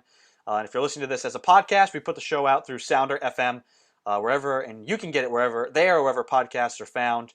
So if you're listening to this as a podcast and want to send us a question, the 360sportshow at gmail.com is where you can reach us throughout the week. Last little thing before we get to our NFL picks and NFL thoughts. The New England Revolution, who we've been hyping up for a couple of weeks now, I'm not going to call it a crash and burn. It's just a disappointing out Oh, for sure. them. Matt Turner, big bright spot for them. Their keeper. I mean, the guy kept them in that game for the longest time. It's just kind of it's similar to hockey, right? Just not enough shots, not enough chances. We talked about the Revs. They had been the team that was outchancing people and possessing the ball. Not the case here against Columbus, who, guess Yeah. what, went on yesterday to win the MLS Cup in dominating fashion. So at least you could say you lost to the team that won it. You lost to the right team. So disappointing that they didn't show up more, at least offensively. Yeah. But they've got some solid pieces. I mean, they're going to be back in the conversation next year. I hope that this playoff run keeps people interested. It gets more people to pay attention and watch the team because they're a good team. With Bruce Mhm. Arena there too, I think they're going to continue to improve. So tough loss. My positive spin is that I just think that they're a good team. They're a fun team. I hope more people pay attention to it. And I won't be surprised if more people pay attention to the Revs than they do the Red Sox. So that's that's my little takeaway. Yeah, I mean I wouldn't be either. I got a new addition up here, Red Sox. Go Red Sox. Um, I I don't know. I think the Revs they have good pieces. I don't know how. I just don't know. Soccer is just not something that people find a huge interest in. Like baseball, you can say older generation, and if they get the sport back on track, it's a very very good sport to watch. That's a long shot, but I like the team that the Revs have. I mean, there's no question about that. Arena has come in here and he's got these guys playing, time and time again now. They always play hard and they're always in it. Um, but they just fell short. And yeah, I mean, it's kind of like a Bruin situation where you say, well, you lost to the winner of the whole thing. So I mean, how mad can you be at that? You lost to the best Yeah, team, presumably in the league. yeah, I agree. So tough out for the Revs. I mean, not much analysis needed. Again, Columbus won yesterday, 3-0. Pretty Yeah. exclamation point on that. Also, I think Seattle was lucky to get there to begin with. They Oh had yeah. like a crazy ending. They had to score like 2 goals in like 3 minutes or something to get to overtime and win their game the week before. So, um, yeah, Columbus took care of business. So, unfortunate. Revs will be back though. Um, brings us to the NFL. Well, Uh, one quick note before we get to the NFL. The NHL is not back yet. They presumably will be on their way back. However, they are in for a nightmare if they are buying a group of vaccines for all their players to get vaccinated. This is going to be a PR nightmare. I don't know if you saw this story earlier in the week. The NHL is looking to get the vaccine early, which for some is okay. But then you look at it and you say, what about like the first responders and the frontline workers? And so the NHL is rumored January 13th, uh, but they're looking to purchase the vaccine early. So I don't know how good this is for the league. A lot of people are not happy about this, No. and I can't say I blame them. But just a quick story on the NHL. I mean, they're on their way back. They will be back at some point, but this is this is an interesting one. I don't necessarily agree with it. It was just some NHL insider source confirms that the NHL is planning the private purchase of a COVID vaccine for all constituents involved in the potential upcoming season. Not a great start. Yeah, I mean, it's like, hey, if you can, you can. Trying to do the best possible thing for your players. I don't know. I don't know. It's like it's not a good look, right? Is it the wrong thing to do? No. I mean, you're trying to No, make exactly. sure your business is set. Um, should NHL players be getting the vaccine before doctors, nurses, people in nursing homes, people with severe conditions? Probably not. Yeah, probably not. So, But hey, that's where we're but at. again, can't blame them. I don't Yeah. think it's necessarily the best look. Try to do it, yes. If I don't know, I don't know how to feel about saying should the players say they won't play until there's a vaccine. I don't know. I I don't. mean, I I wouldn't don't know. necessarily. I don't know how. I don't know how to come down on that because on the one hand, it's like we're saying with the college basketball, like, hey, this is an example of why you shouldn't be just saying, hey, if I get it, I get it, and not worry with what happened with Keontae Johnson. On the other hand, it's there's a difference because guess what? You guys are being paid millions and millions and millions and millions of dollars. This Right. is your job. You guys are also getting tested every day. You're going to be in quasi bubbles. Yeah, show up to Is work. it? Um, Yeah.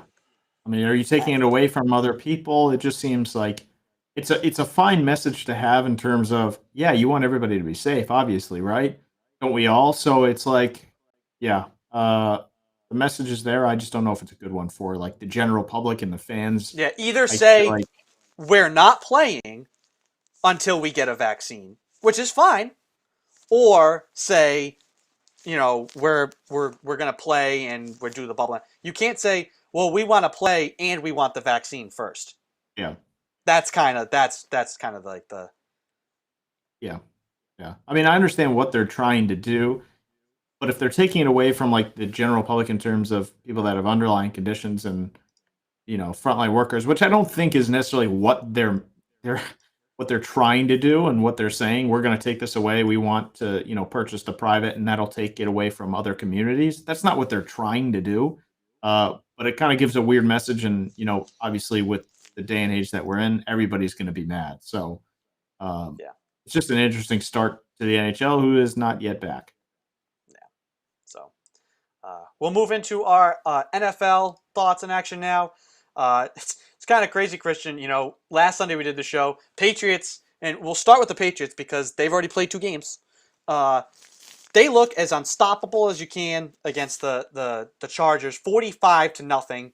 Great, feel good. Kind of like the all three phases of the game. Everything looks great. Special teams is rolling. The defense is looks like it's like one of those like, hey, they're coming around.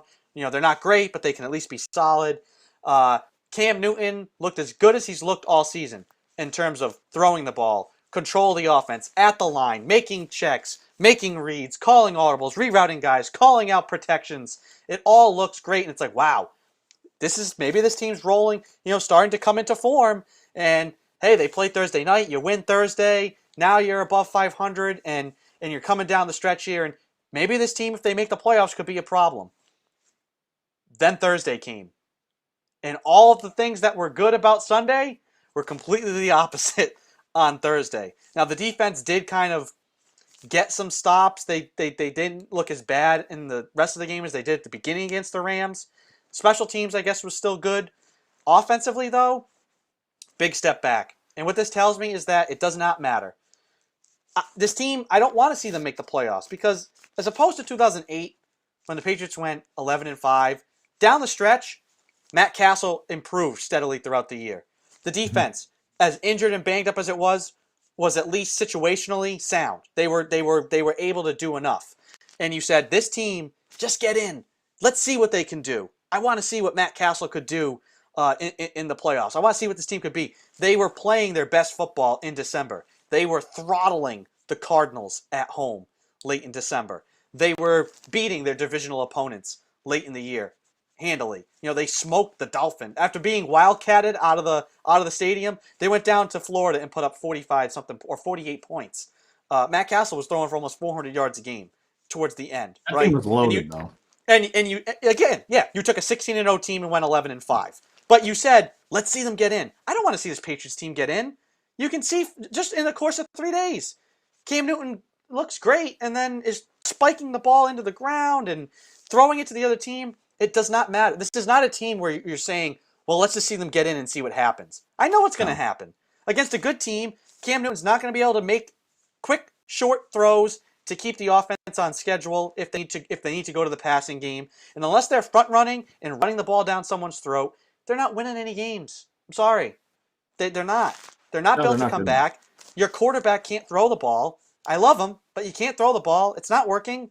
So I don't care if they go 9-7. I have no desire to see this team make the playoffs and get run off the field by like the Steelers, right? So ugh, that's kind of where I'm at. I So mean, I think the biggest strides, like, yes, they beat the Chargers 45-0. They had a couple good drives, but I don't think the offense was any great shaking that.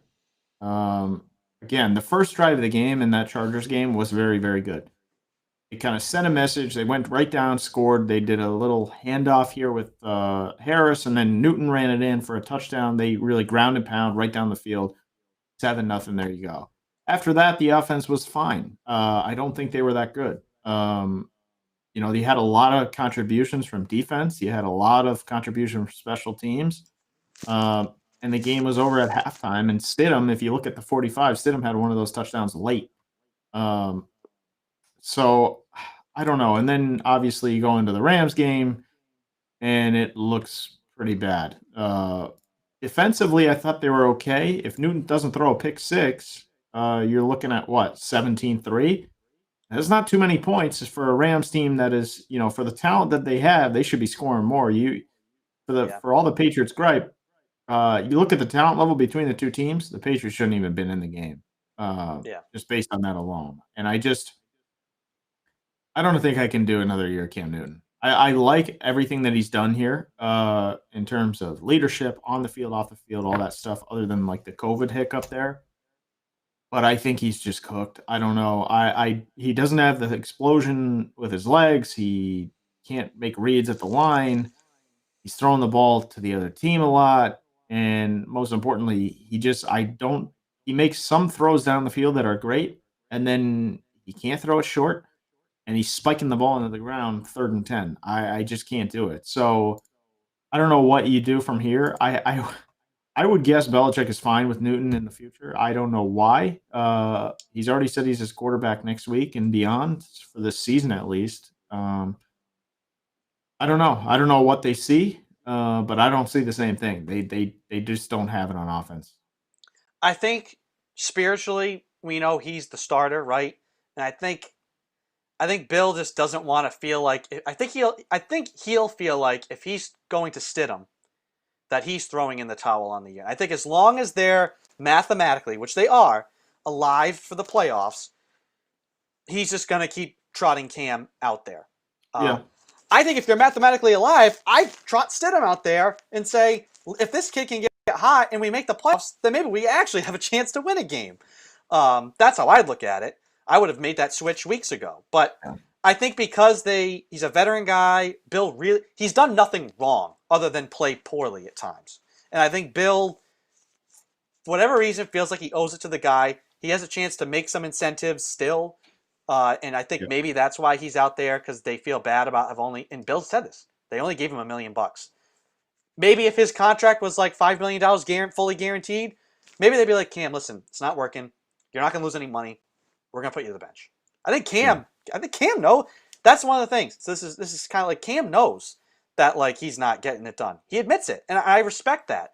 He's been nothing but professional. He works hard. He's personable. He holds himself accountable. He's honest about his play. And aside from COVID, he's been durable. But if you throw the ball worse than Tim Tebow, you need to be benched. Like, Yeah. it's not working. That's unfortunate, but that's just the facts, right? So I think next week they play him again. I wouldn't be surprised if he gets benched in that game again.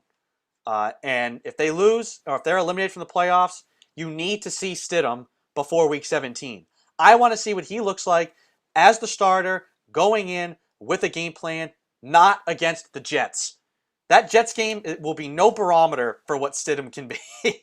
No. But I Unless he mean, goes and look, plays in that game and is awful, in which case you go, yikes. But we don't I know if want to see what Stidham he can can do. Yeah, I mean, we don't even know if he can play, but I want to see if he can start a day knowing he's the starting quarterback, get reps, get a full game plan with McDaniels, and start from the get-go, not come in the middle of the game. Now, the last couple times he's come in, he's looked okay. He hasn't thrown the ball to the other team, which is a good sign. Um, and who knows what he is, but I would like to find out here at some point. And I don't think next year starting him, uh, maybe that's their plan. I don't know. No shot. No shot. Because I think you see that I don't think there's anything. The Chargers game showed me like, okay, maybe the time gives him the grasp of the offense. We saw those things, the talking, the motioning, being active at reading what the defense was doing Yeah. and getting them on the same page. I don't know. I'd like to look up what Cam's record is on Thursday nights. Maybe he needs that full week to be able to do those things on a Sunday. I don't know. I don't know why things they did on Sunday they couldn't do on Thursday. Where was the motion Cam out, snap it to Harris? Where was the not necessarily razzle dazzle, but like sophistication? Where was that? I don't know. Um, so I just don't think. I don't think another year. I don't want to see another year of him because guess what? There's guys like Kyle Trask who will be available in the draft that they could get. Who I think Yeah. I would rather have a guy that's. And I talked to Brad Kelly last night about this. He's our NFL drafting, scouting, and college and pro player expert. And he said, I said, what do you think of Trask? I don't know on my phone, but basically verbatim, he said, love his accuracy, like his footwork. He doesn't wow you, but he makes all the right plays. Can make those intermediate and short throws really well. Um, he's kind of around the lines of a guy like Derek Carr or Alex Smith. Good, not great. Will you win a Super Bowl with him? Maybe not. But I'd take that over what Yeah. Cam Newton's giving you right now because Cam Newton's not giving you what you dreamed he would, which was this dual threat quarterback. It's just not there. Just give me a guy that Dual can threat throw. means running and throwing, Yeah, just give not me a I guy. can run and then chuck the ball to the I other need a team. guy that can throw. I can't watch more of chucking into the ground and then running for 2 yards. I just can't do it. Yeah. There needs to be. You're not going to win a lot of games not being able to throw the ball. Yeah, because if you get down, you're not going to be able to come back. Yeah. You have no shot. You can't take 9 minutes to run the ball down the field and go get a field goal. You need to be able to. And when you get to the goal line, this is the other thing. My big takeaway, last thing about that Pats-Rams game. The Rams did not respect you throwing the ball at all. You got on the goal line and you put 3 wide receivers on the field, and they basically didn't care. They still Yeah. committed to you running the ball. You had to be able to at least one of those downs try and throw the ball into the end zone. And it's either Cam doesn't have the confidence, so they're not calling those plays because they don't want him to waste a play. Cam can't physically make the throws, Yeah. which is also bad, so they're not calling the plays. And then guess what? If the other team's selling out for you to run the ball, you should just sell out to run it too. Bring in all the offensive linemen, run that jumbo formation like you ran against the Seahawks, and at least just say we're putting a hat on a hat and we're trying to pound it in. Not I'm going to run option like with a pitch man on the goal line, and there's like they blitzed 7 guys on the goal line against you, and you had 3 wide. You should have been able to throw the ball there, and they didn't. So if you're going to run the ball, just commit and run it, because teams are not respecting you with wide receivers on the field. They're not. Yeah. Agreed. So that's the thing. Last little side note. I think N'Keal Harry is starting to show you something. So I'd rather have a guy who's out there that can actually throw the ball, right? That was N'Keal Harry's best game as a pro. I don't care that he didn't have a touchdown. What we wanted to see N'Keal Harry do, which was go up, compete for the ball, make athletic plays, he was showing you that. And unfortunately, they didn't have a quarterback in the game who could keep throwing him the ball. So Yeah, he's anyway, fine.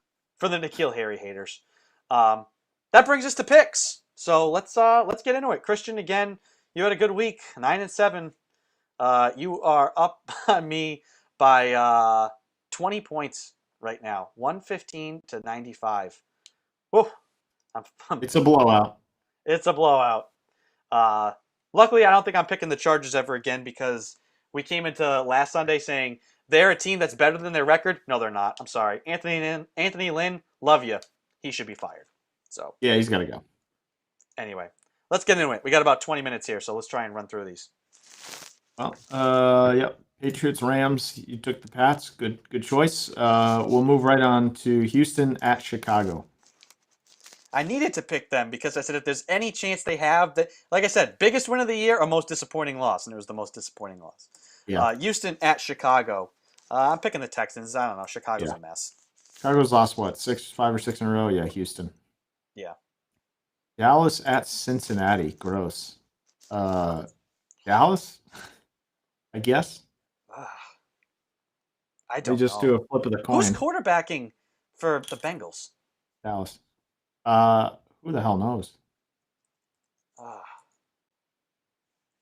Only because this is a sucky game and I need to make up games on you, and I don't know who to pick. I'm picking Cincy just because I have no faith. I have no faith in either team, and you're taking Dallas. I might as well take Cincy. Math. I'm trying to make up games here. I'm desperate.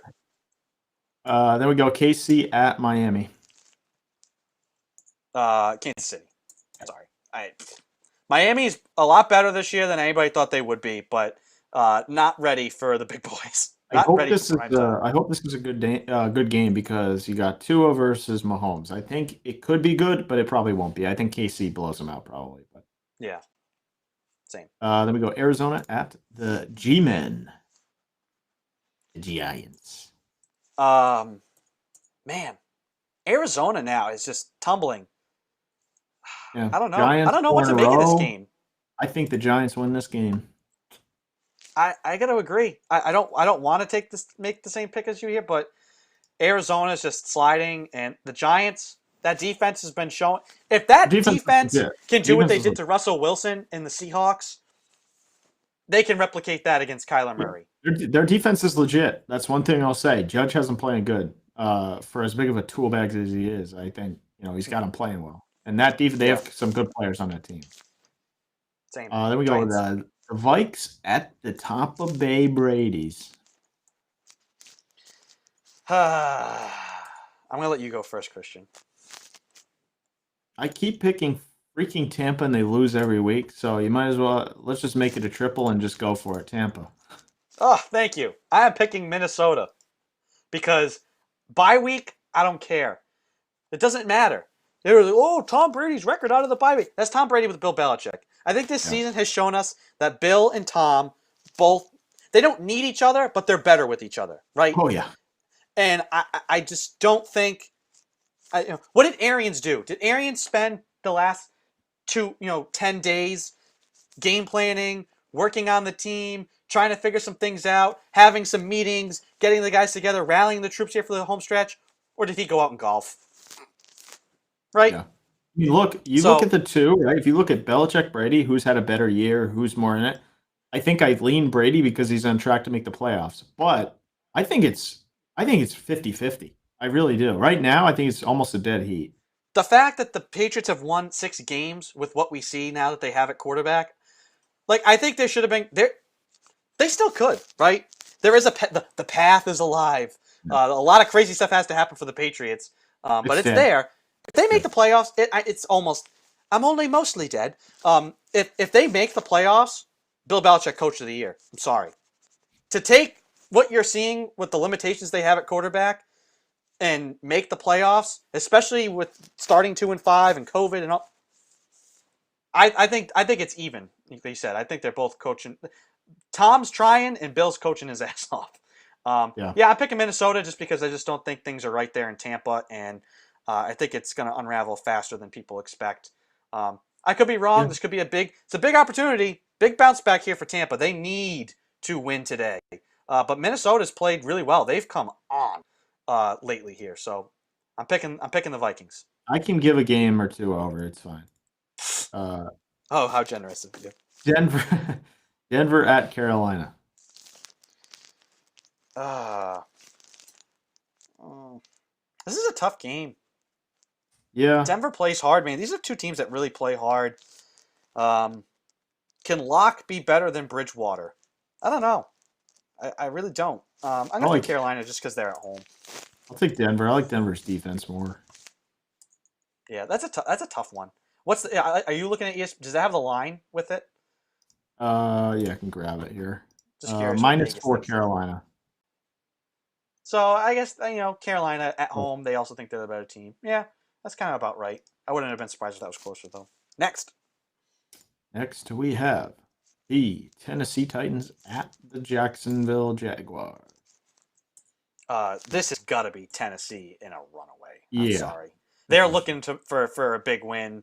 They need a Jacksonville bounce back. is Jacksonville is putrid. So I picked Jacksonville last week. I think did I pick Jacksonville? Yeah, I did against Cleveland, and that game ended up being a fight.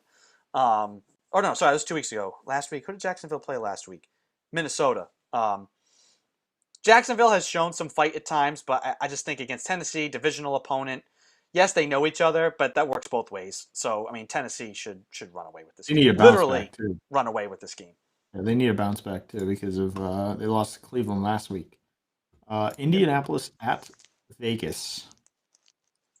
Two teams that I think are good that want to win but just don't know how to win and keep finding hilarious ways to lose games and or be in games that they shouldn't be losing in. Uh, man, my God, Vegas, right? That game last week, I picked the Jets last week, and I am disgusted. One, because I picked them to win, and they should have won. And you know what? The Jets, you could say, oh, that last play, they're trying to tank. No, you don't fire your defensive coordinator after that game if you were trying to tank. You say, thank you. Thank you for losing the game for us. No, they wanted to win that game. And Greg Williams calling out all-out blitzes the last two plays of that game. When you have a lead, the other team needs a touchdown. Ugh, I don't abysmal. think I don't think they're trying to throw games on the field, right? The players are playing. They 100% wanted to lose that game, no doubt. They keep putting their players in the worst positions possible, and they wanted to lose the game. I'm fully Nah, sold that the Jets are they're nah, they don't tactically fire Williams then. Why do you need a scapegoat? Fire Gase at that point. people are pissed off. Why hasn't Gase been fired? Because he's I mean, losing games on purpose, right? They tried to win that game. They no, tried. Why get the no, stop on the series before? Why was Williams calling defenses to get the stop on the series before that? Just let them get into the end zone then at that point. the They were last trying play to of the all the game. players talked after the game. Mm, You saw Gase. Gase was furious after that game. They wanted to win that game. Should they have been sure. trying to? I don't think so, but they wanted to win that game. Yeah, have you ever seen like a movie and there's actors in it? Like you can pretend to be mad. Yeah, the players were probably pissed off because they're trying to win the game. What's a movie? I've never heard of. Yeah, that's true. Yeah. I they were 100% trying to lose that game. They're trying to go 0-16. No doubt. That's one of the most despicable defensive play calls I've ever seen. I don't care. If you're trying to go 0-16, fine. Put players on the field that are like give you no chance to win. Yeah. You have to at least try to play hard and win the game to instill some sort of culture there. Calling that defense with that situation is abhorrent. Hey, it's a great way to get to 0-16. I'll say that. I'll give Ugh. them credit. So anyway, back to the Raiders, who were the beneficiaries of that. I think they're worse than their record would indicate. So I'm going Indy. Yeah, I'm taking Indy as well. Indy's got a better roster. I don't really like the quarterback situation, but they got a better roster. Then you got your favorite team, the New York Jets, at the Seahawks. Do it one more time. Just take them. No shot. No shot this week. This is the week. This is their Last week. week was the only chance they had. They're going 0-16. Sorry. Unless the Patriots decide to gift them the last game of the regular season, and they don't even play Really Stidham, they tough. play Hoyer because he's got some like if he plays 2 games, he gets a bonus. No, no shot. Seattle. Yeah, Seattle. Green Bay at Detroit. Both times I've taken the Jets this year, it has been valid. They were like in those games, so close. So it's You not like lost I'm picking them against me. everybody. You lost me at Jets and Valid. So Green Bay at Detroit. This is Green Bay. yeah, Can't. Again, I Green mean, Bay. They're gonna go like 12-4. They're gonna make the playoffs and they're gonna lose. It's kind of their yeah, story with Aaron Rodgers. So they should be good enough to beat the Lions. yeah, New Orleans at Philly. New Orleans at Philadelphia. I believe Jalen Hurts is starting today. Yes, he is. I'm gonna pick Philly because I just think the shakeup at quarterback. I think that helps them. I think their offense gets going. Their defense isn't terrible. Um, New Orleans. Maybe this is the first week you kind of get exposed that you have a tight end playing quarterback who can't throw the ball.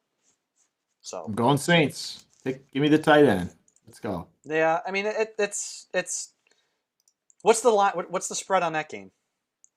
I gotta imagine that it's favored for. Let's see. New Orleans is -7.5. That's a lot. So, I mean, yeah, I mean, rookie quarterback getting his first start. I don't know. Got a feeling. My feelings have not been that good this year, but or my feelings have been close but not right. Like I got a feeling the Jets could win this game.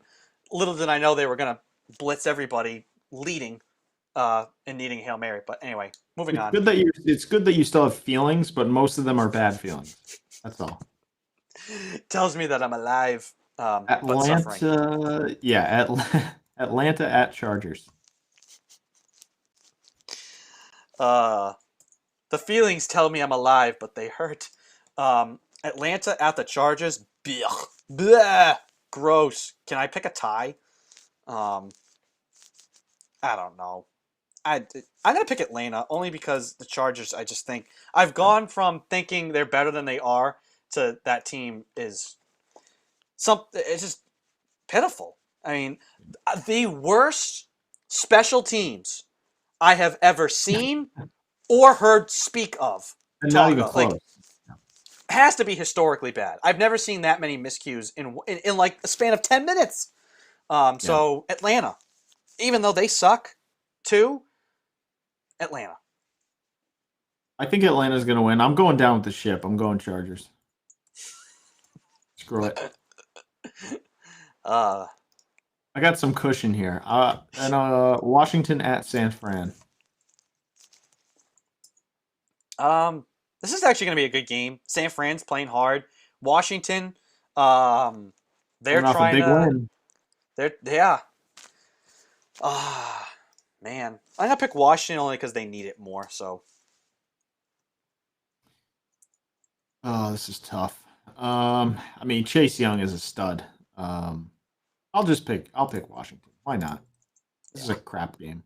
Then finally, before the Monday night, Sunday night football, Pittsburgh at Buffalo. Should be a marquee game. Probably won't be because the Steelers.